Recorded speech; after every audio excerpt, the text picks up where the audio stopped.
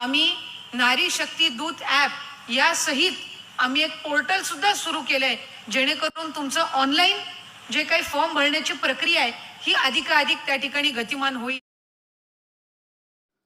नमस्कार मित्रांनो, महाराष्ट्र राज्याच्या महिला व बालविकास मंत्री आदितीताई तटकरे यांनी मुख्यमंत्री माझी लाडकी बहीण योजनेबाबत जे काही महत्त्वाच्या घोषणा केलेल्या आहेत तसेच संपूर्ण डिटेलमध्ये माहितीसुद्धा सांगितली आहे मित्रांनो.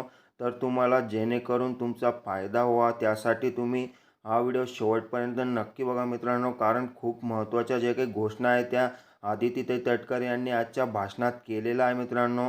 तर चला व्हिडिओ सुरू करूया. बांधव असतील, युवक असतील, माझ्या माता भगिनी या ठिकाणी मोठ्या संख्येने उपस्थित आहेत. मला तुम्हाला सगळ्यांना आवर्जून सांगायचंय की आदरणीय दादा हे अर्थ व नियोजन खात्याची जबाबदारी स्वीकारल्यापासून सर्वात जास्त प्राधान्य जर त्यांनी कुठल्या घटकांना दिलं असेल तर ते माझ्या शेतकरी बांधवांना, माझ्या माता भगिनींना आणि युवकांना दिलं.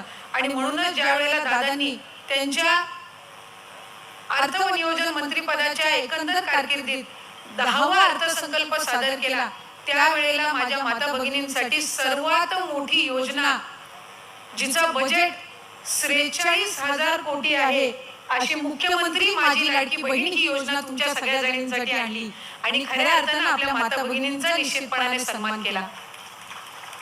आम्ही विभाग म्हणून तुमच्या सर्वांची, महिलांची प्रतिनिधी म्हणून मला या मंत्रिमंडळामध्ये एकमेव महिला मंत्री म्हणून काम करण्याची दादांनी संधी दिली.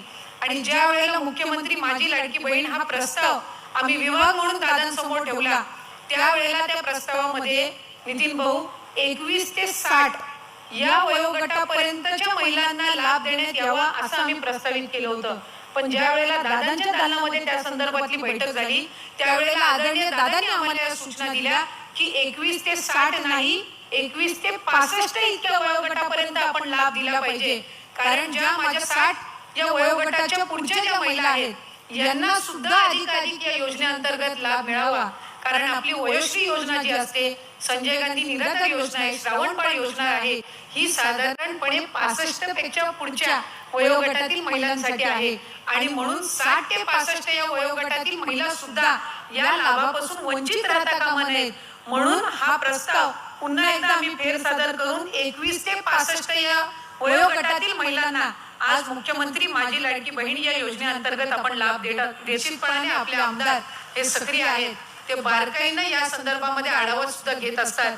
आम्ही ज्या वेळेला या योजनेची सूचना सुद्धा, GR सुद्धा काढला, शासन निर्णय ज्या वेळेला आम्ही या संदर्भातला काढला, त्यावेळेला नितीन भाऊंनी त्या संदर्भातल्या अनेक अडचणी या पुढे आणल्या. त्याच्यामध्ये आम्ही सुधारणा सुद्धा केली. ग्रामीण दुर्गम भागातील ज्या माझ्या माता भगिनी आहेत यांना डोमेसाईल सर्टिफिकेट, आदिवासी दाखला जो आहे हा त्या ठिकाणी ताई लवकर मिळणार नाही. त्यामुळे आपण दादांना त्या ठिकाणी विनंती करा, मुख्यमंत्री महोदयांना विनंती करा की ही अट आपण शिथिल करून त्यावर काही पर्याय काढावेत. आणि म्हणून त्यांच्या सगळ्यांच्या मागणीनुसार आदरणीय दादांनी, सन्मान्य मुख्यमंत्री असतील, दुसरे उपमुख्यमंत्री फडणवीस साहेब असतील, यांनी त्या ठिकाणी सूचना दिल्या. आणि आदिवासी म्हणजे तुमचा डोमेसाईल दाखला याच्यासाठी लागणारी जी कागदपत्र असतात, तुमचं रेशन कार्ड, त्याच्यानंतर मतदार तुमचं कार्ड असतं ते असेल, शाळा सोडल्याचा दाखला असेल, जन्म दाखला असेल, यापैकी कुठलाही दाखला आज आपण या योजनेअंतर्गत ग्राह्य धरत असतो. माझ्या अंगणवाडी सेविका, मदतनीस, आशा सेविका, ग्रामसेवक असतील, डेटा ऑपरेटर असतील, मोठ्या संख्येने फॉर्म भरण्याचं काम हे सुरू आहे.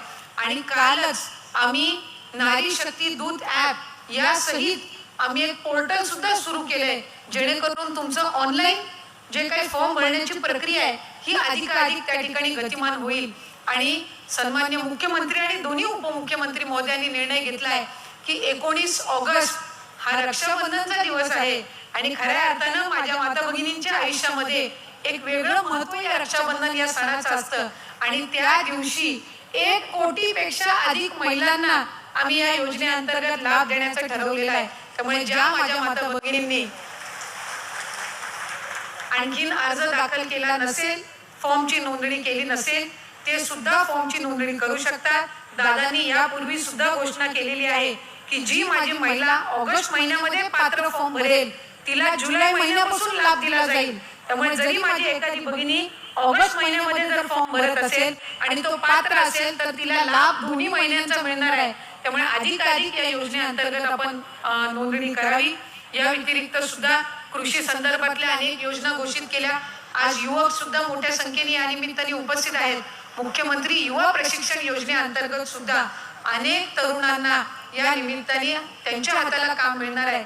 12वी पासून ज्यांचं शिक्षण झालेलं आहे त्यांना या योजनेअंतर्गत अधिकाधिक लाभ मिळणार आहे.